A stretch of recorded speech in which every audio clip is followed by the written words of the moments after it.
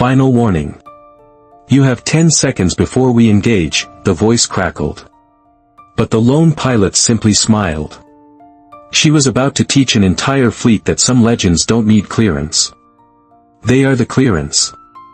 The air over the North Atlantic was thin and sharp, the color of bruised steel. Below, a churning expanse of gray water clawed at ice floes under a sun that offered light but no warmth. Tearing through this brutal emptiness was a sliver of obsidian, a ghost in the machine of the sky. It was the Spectre X-9, an experimental jet whose blended wing body and strange, angular surfaces defied conventional design. It flew without a transponder, a phantom painting a single, unnerving stroke across the radar screens of the world's most powerful naval force. Inside the cockpit, a space of flickering holographic displays overlaid on old-school analog gauges, Dr. Aris Thorne, 40, kept her hands steady on the controls. Her ice-blue eyes, the only vibrant color in the monochrome cockpit, held a focus forged over 2 decades of flying at the edge of possibility. 5 years ago, the world knew her as the legendary pilot and strategist who vanished from public record, retired for medical reasons. But in the hushed, vaulted ceilings of the Pentagon, they only ever knew her by one name, Ghost Viper. Today, she was a civilian analyst on paper, sent on a covert, unannounced audit.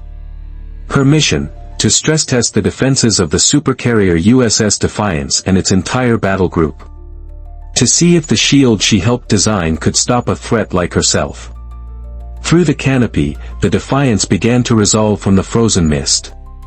A floating fortress city, a symbol of absolute power, its sheer scale was designed to intimidate. For Aris, it was a tombstone. This was the deck she'd launched from on her final mission. The mission where she'd been forced to make a choice, save her wingman and friend, Leo, who was crippled and going down behind enemy lines, or secure the time-sensitive intelligence that would prevent a war. She chose the mission. She secured the intel. She never saw Leo again. The memory was a shard of ice in her gut, a debt she felt she could never repay. Now, she was approaching the very place where a piece of her soul had been left behind, hunted by the very protocols she had written in blood and sacrifice. She wasn't just testing a system, she was confronting her own ghost. Inside the Combat Information Center of the USS Defiance, the atmosphere was a low hum of controlled chaos. The CIC was a cathedral of screens, the air thick with the scent of ozone and cooling fans. The unidentified contact, designated bogey, was a growing point of concern. It was too fast for a civilian craft, its flight path too direct, too arrogant. It's not squawking, and it's not talking, a radar operator reported, his voice tight. Course is dead on for the carrier. Speed is increasing.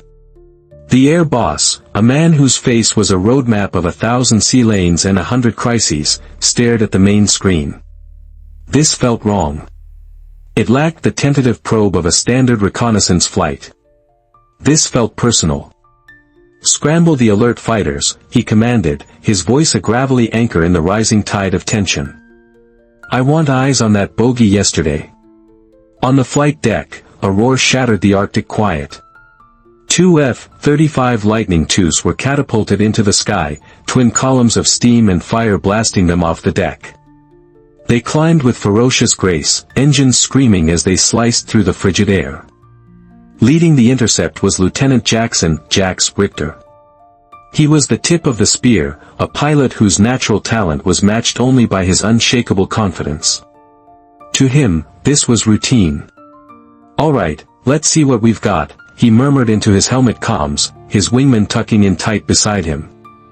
On his display, the bogey's profile was sleek, almost alien. Probably some tech billionaire in his new custom toy, strayed from his flight plan. Jax opened a channel. Unidentified aircraft, this is Navy Flight Raptor 1. You are approaching a restricted military zone. Identify yourself immediately and alter your course to heading 290. The only reply was the hiss of static. Inside the Spectre X-9, Aris heard every word. She watched the 2 F-35s flank her, their movements a perfect, deadly ballet. It was flawless. Textbook. Her textbook. She designed this very intercept pattern during a NATO exercise years ago. A small, cold part of her felt a flicker of pride. Raptor 1 to bogey, this is your second warning. Jax's voice was sharper now, the patience wearing thin. Acknowledge, or we will escalate. On the private channel, his wingman chuckled. You think he's got a death wish, Jax? Playing chicken with the US Navy? Whatever it is, we walk him out, Jax replied, annoyance creeping in. Then the Coast Guard can have whatever's left of his pilot's license. Aris simply watched, her heart beating a slow, steady rhythm. She tracked their missile loadouts, their sensor positioning, their fuel states. She wasn't just flying, she was analyzing, grading. And the time for the final exam was rapidly approaching. The 60-second window passed in loaded silence. On the Defiance, the air boss's patience had evaporated.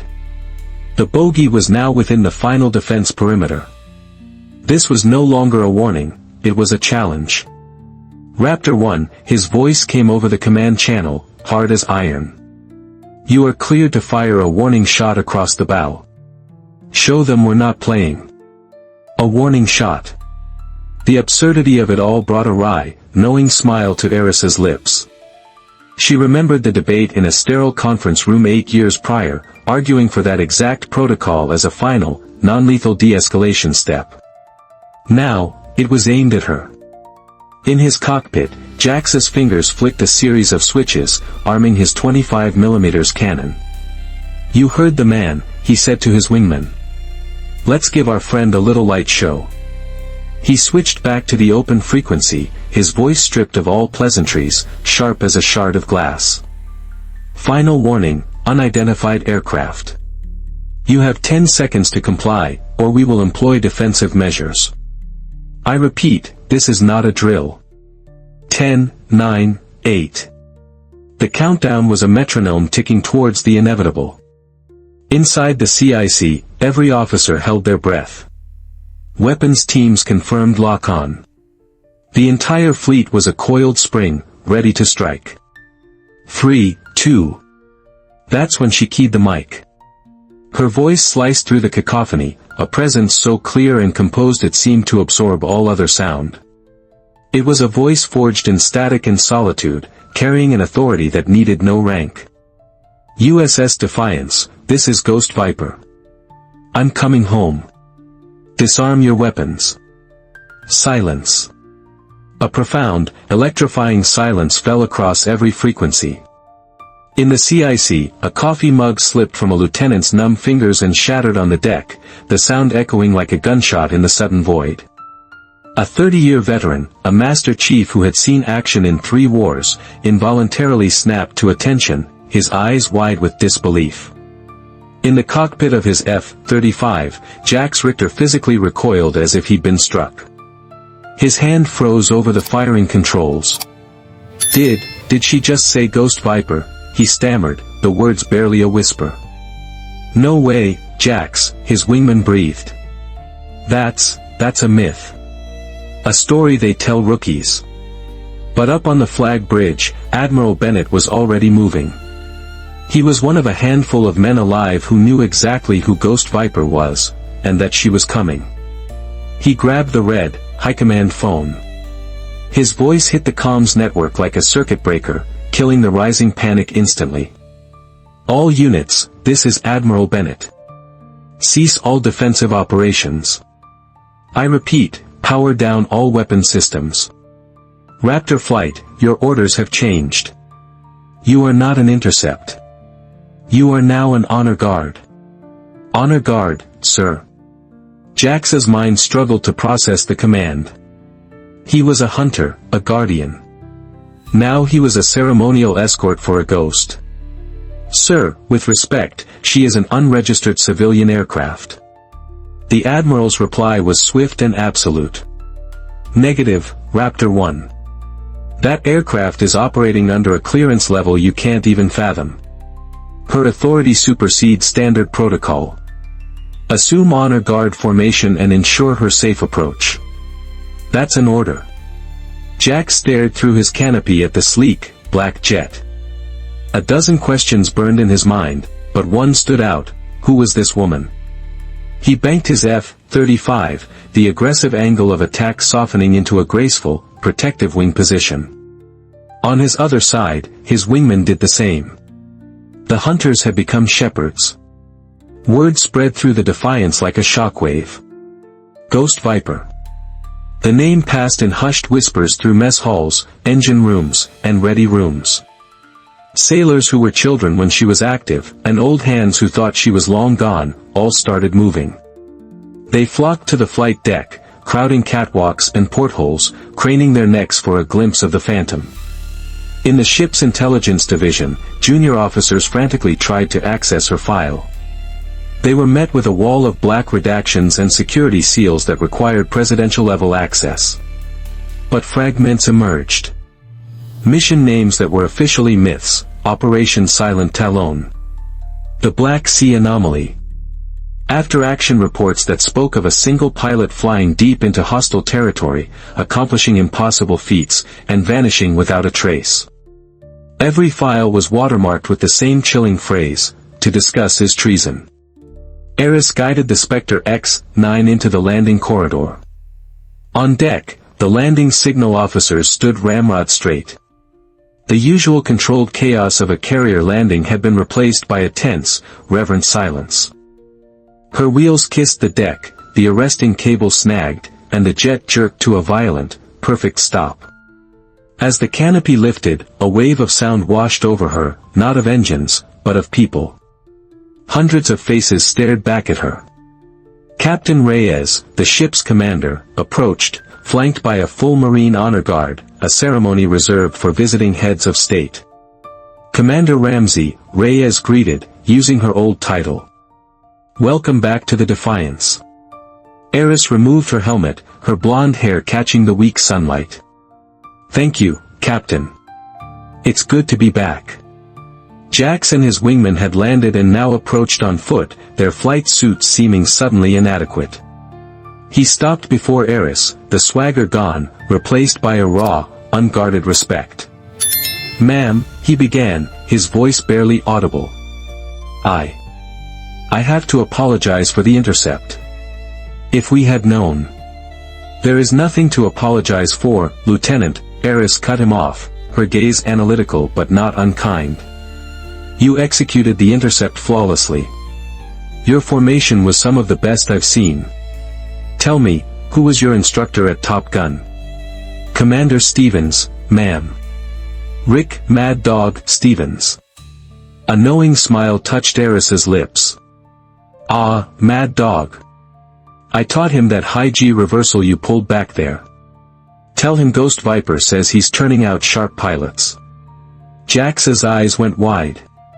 He wasn't just standing in front of a legend.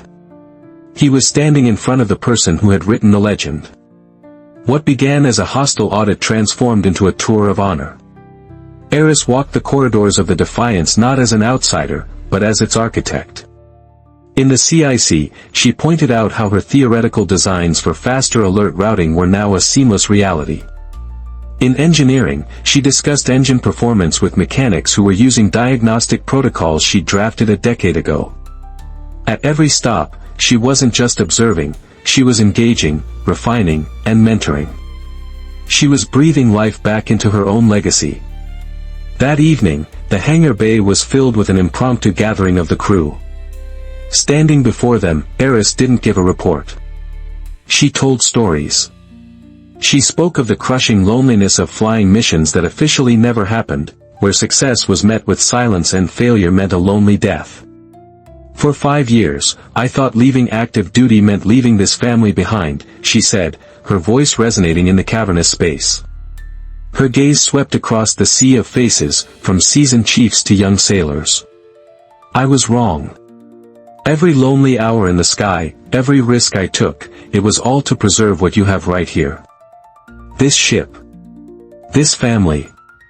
You are what makes the risk worth it." The applause was thunderous, but it was the quiet conversations that followed that held the real meaning. Pilots debated tactics with her, engineers sought her advice, and young officers listened, mesmerized. Before she left, Jax approached her one last time. "Ma'am, will you be staying?" Aris looked at the jets she knew so well and the people who flew them. "For a while," she said. "I think there are some new rules to be written." 6 months later, the culture of the fleet had shifted. They now had the Ghost Protocol, a system designed to recognize and validate the credentials of their unacknowledged heroes. A new tradition was born, Invisible Wings Day, an annual observance for the covert operators and test pilots who flew in the shadows. On the wall of the main ready room, a small bronze plaque was installed. It read simply, "To those who fly beyond the maps. The sky never forgets." Real authority isn't assigned by rank, it's recognized by respect. What do you think truly defines a hero? The medals on their chest, or the legacy they leave in the hearts of others? Share your thoughts in the comments below, and let's have a respectful discussion. If stories like this inspire you, make sure to like, share, and subscribe for more tales where courage speaks louder than cannons.